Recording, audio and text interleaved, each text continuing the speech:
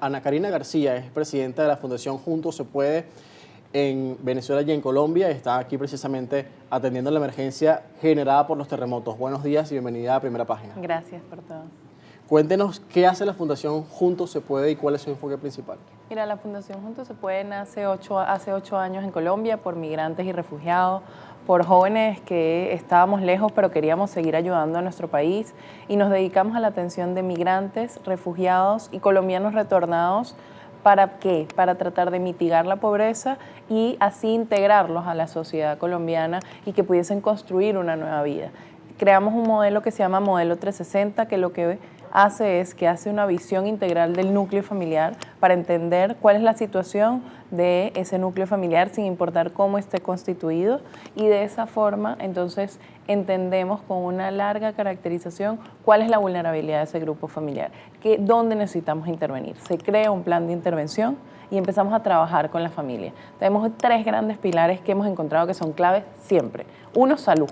Encontramos que la población venezolana normalmente no tiene atenciones preventivas de salud. Entonces, cuando llegan a tratar de entrar a un trabajo o de cuidar a los niños, encontramos patologías importantes. Entonces, ahí empezamos a hacer unas intervenciones previas para que, sobre todo las mujeres cabeza de hogar, que tienen muchos problemas con temas ginecológicos, puedan ser atendidos.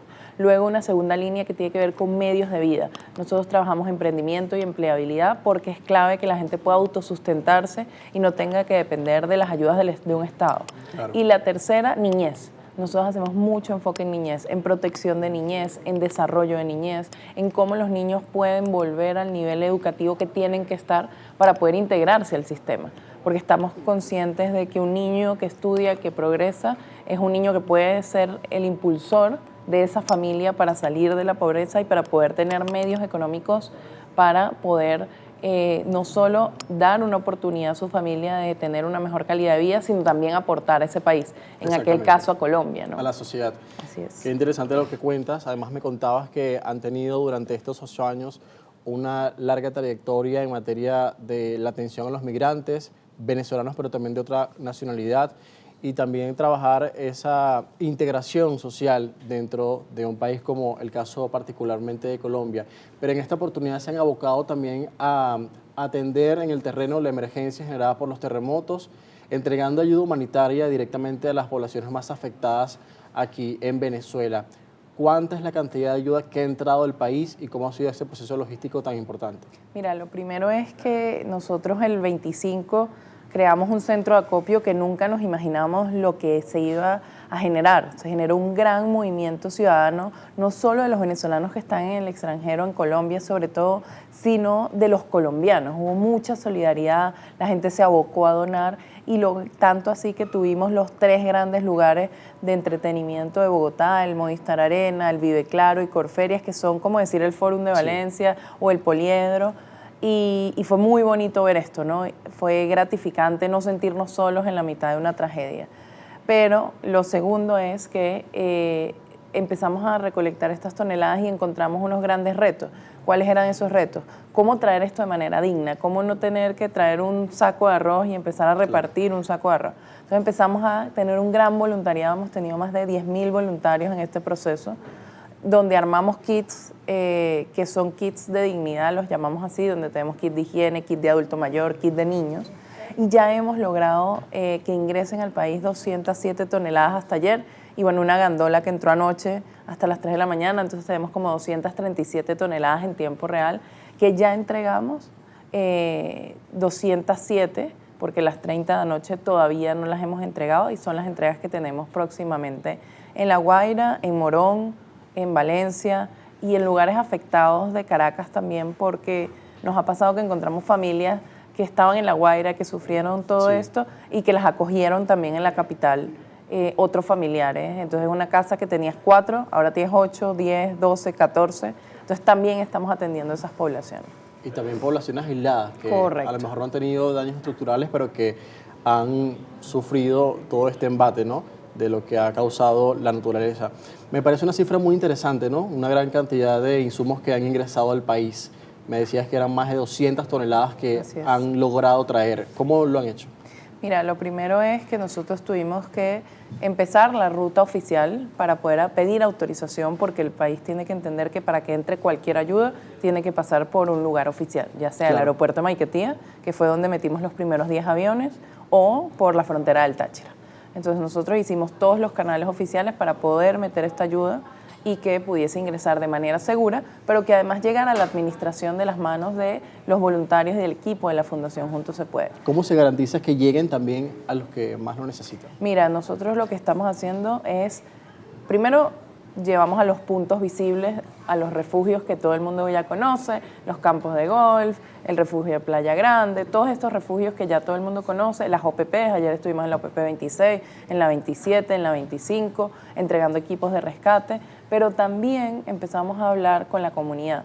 Y la comunidad nos empezó a decir, por ejemplo, una comunidad que fuimos ayer, Pozuelo, que queda mucho más arriba, es una montaña, es una gente que se dedica a agricultura, y ¿qué hacen ellos? Ellos siembran y venden en los mercados abajo, pero hoy no pueden vender, porque los mercados se cayeron, porque la economía está parada. Entonces, con la identificación de la comunidad, empezamos a llevar a estos puntos, con una logística que es bastante compleja, porque en muchas de estas zonas es difícil entrar con un camión, ¿no?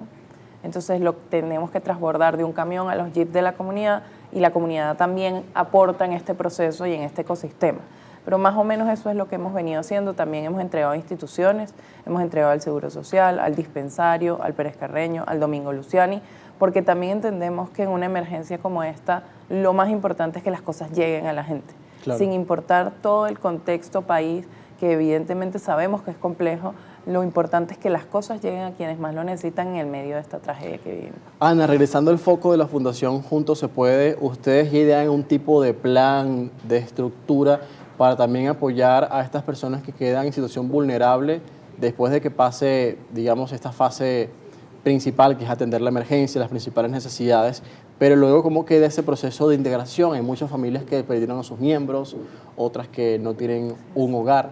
Entonces, ¿qué aporte puede dar la Fundación Juntos Se Puede para atender estos ámbitos tan importantes? Mira, nosotros estamos empezando a entender el territorio con la gente y las necesidades de la gente en las comunidades. Entonces, no solo llevamos la ayuda o la caja que necesita en ese momento, ese grano de arroz o ese kit de higiene o ese kit de bebé, sino que hablamos con esa persona y la caracterizamos con nuestro sistema. Nosotros tenemos un sistema de desarrollo tecnológico que nos permite caracterizar a la gente.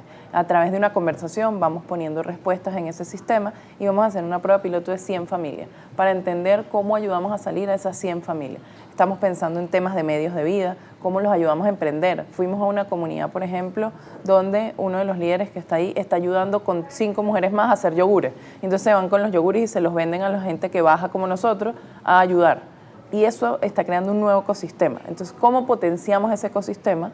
¿Cómo ayudamos a que la gente emprenda en ese ecosistema? Porque además recordemos que La Guaira vivía del turismo, ¿no? Claro. Y hoy el turismo está 100% parado. Entonces estamos volviendo a crear esos ecosistemas. 2, el tema salud mental.